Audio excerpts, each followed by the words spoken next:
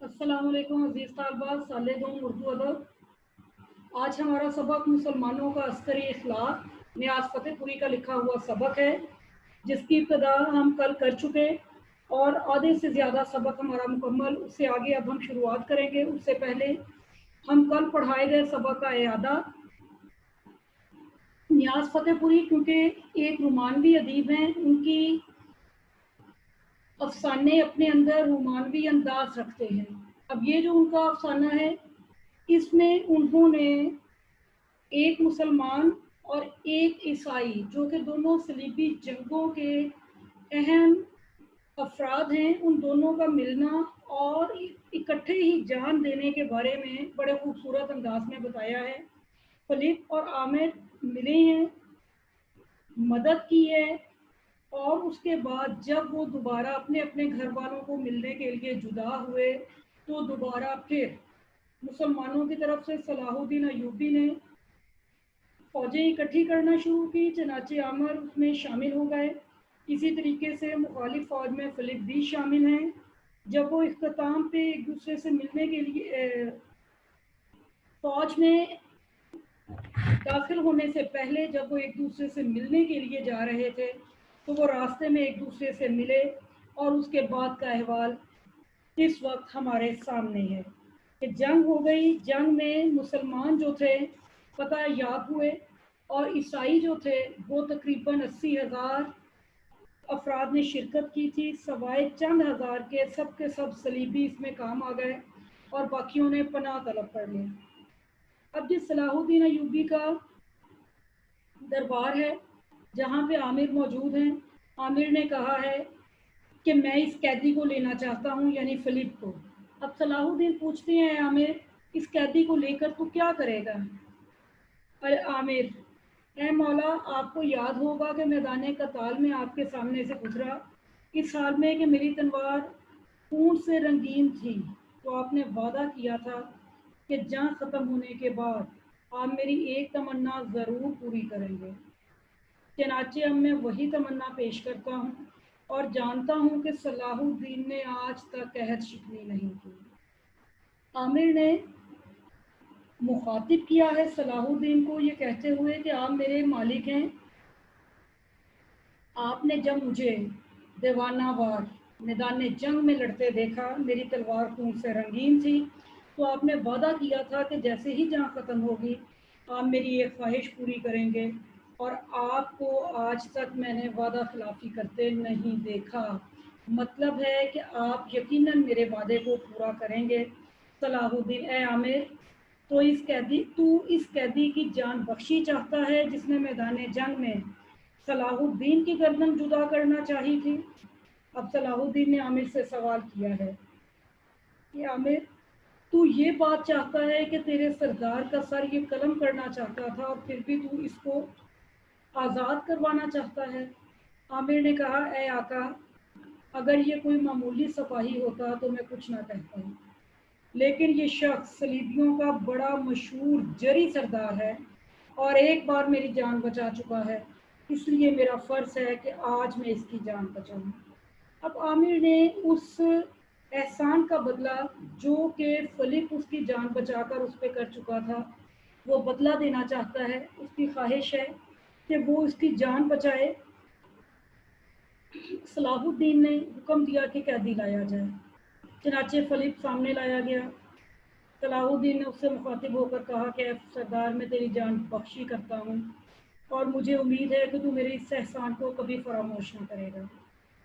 Philip ने कहा, मैं जानता हूँ कि मेरी जान बख्शी का सबब आमिर है, और अगर वो मेरा शफ़ी ना होता तो आप मुझे ज़रूर कत्ल कर देते, इसलिए मेरे शुक्रिया का मुस्तहिक अगर कोई हो सकता है तो सिर्फ आमिर है। और फिलिप भी एक आम सिपाही नहीं है, बल्कि वो एक मशहूर जरी सरदार है सलीबियों का, ईसाइयों का। अब उसके अंदर भी वो सरदारों वाली अना है। उसने भी आगे से कहा है कि मेरी इस जान बख्शिश का सबब मेरा शफ़ी, यानी मेरी जान बख्शवाने का सबब आमिर बना है, मैं उसका तो शुक्रिया अदा कर सकता हूँ और किसी का नहीं। सॉरी, मेरे शुक्रिया का मुस्तहिक वही है, इसके अलावा कोई नहीं। सलाहुद्दीन ने जवाब दिया, ये तूने सही कहा, मैं यकीनन तुझे कत्ल करा देता, लेकिन अब तेरे जवाब से मालूम हुआ कि तू वाकई शुजा है, इसलिए आ और मेरे इस हाथ से हाथ मिला जो सवाए एक शुजा इंसान के किसी और के लिए आज तक आगे नहीं बढ़ा। मैं ना सिर्फ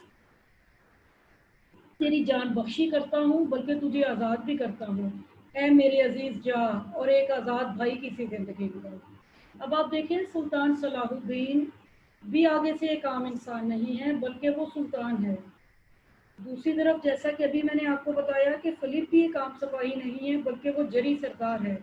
अब सरदार या सुल्तान, इनका अंदाज और होता है, ये दूसरे अफराद के अंदाज से पहचान जाते हैं कि वो कैसा है। सलाहुद्दीन ने पहचान लिया उसके जवाब से कि ये शख्स वाकई काबिल इंसान है, चनाचे उसने अपना हाथ भी मिलाया है, उसे आज़ाद भी किया है। आमिर ने अपने ख़ानदान से अलहदा होकर और फिलिप ने अपनी कौम से जुदा होकर जाहिदो तकवा के कामिल 3 साल एक साथ आमरा के पहाड़ पर गुजार दिए। जैतून की बुलंदी पर एक घना सायादार दरख्त है जिसके नीचे 2 कब्रें नजर आती हैं, जिनमें से एक पर पत्थर नस्ब है और एक पर लकड़ी की सलीब। ये कब्रें आमिर और फिलिप की हैं, जिन्होंने मजहब के नाम पर तो एक दूसरे के खिलाफ तलवार उठाई, लेकिन इंसानियत के नाते दोनों ने मिलकर एक साथ ही जान दी। हमारा आज का सबक ये मुकम्मल हुआ। इस हवाले से आप पढ़िए, देखिए, जो पूछना चाहें मज़ीद इसके बारे में हम बात करते हैं इसके सियाको सबाक के हवाले से। अब जी नियाज़ फतेहपुरी का आप ये देखेंगे कि आप जब इनका कोई भी और अफसाना पढ़ेंगे आपको उसमें नज़र आ जाएगा इनका तर्ज़े तहरीर, तख़य्युल परस्ती और मावराइयत जो है इनकी तहरीर में मौजूद है। अब ये जो हमारा सबक है नियाज़ फतेहपुरी का लिखा हुआ, इसका जब सियाको सबाक आप लिखने पे आएंगे, सबक का नाम मुसलमानों का अस्करी अखलाक, मुसन्निफ का नाम नियाज़ फतेहपुरी, और इसका सियाको सबाक आप लिखेंगे कि ये ज़ेरे तशरीह इक़्तिबास मुसलमानों का अस्करी अखलाक, इसमें से लिया गया है। नियाज़ फतेहपुरी मशहूर अफसाना निगार हैं। उनकी तहरीर में एक फिक्री इंशा परदाजी पाई जाती है, लताफत है, शीरीनी है। उन्होंने इस अफसाने में 2 नौजवान, जिनमें से एक ईसाई है और एक मुसलमान, उन दोनों का मैदान जंग में एक दूसरे की मदद करना बयान किया है। आमिर जब बहुत ज़ख्मी हो गए तो फिलिप ने ना सिर्फ उनकी जान बचाई बल्कि उनके साथ मोहब्बत भरा एक ताल्लुक़ कायम हो गया। जब वो एक दूसरे से जुदा हुए, फिर दोबारा सलीबी जंगों का जो था उरूज वो शुरू हुआ। सुल्तान सलाहुद्दीन की फ़ौज की तरफ से आमिर तैयार थे। जब वो मिलने के लिए फिलिप की तरफ गए हैं, दोनों मिले और उसके बाद दोनों ने जंगों में शिरकत की। मैदान जंग में जब मुसलमानों को फतह हो गई तो आमिर ने सुल्तान सलाहुद्दीन से अपनी ख्वाहिश का इजहार किया कि फिलिप की जान बख्श दी जाए। चनाचे ऐसा ही हुआ।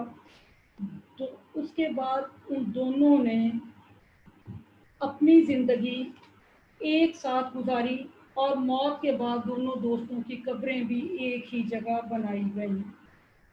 ये जी इसका सियाको सबाक है। इसे थोड़ा सा वसी कर लेंगे तो यही इसका आप खुलासा बन जाएगा। इसे आप याद करेंगे प्रॉपर तरीके से और आप सियाको सबाक लिख के आप मुझे व्हाट्सएप पे सेंड करेंगे, भेजेंगे, ताकि देखा जाए कि आप इसको किस हद तक समझे हैं।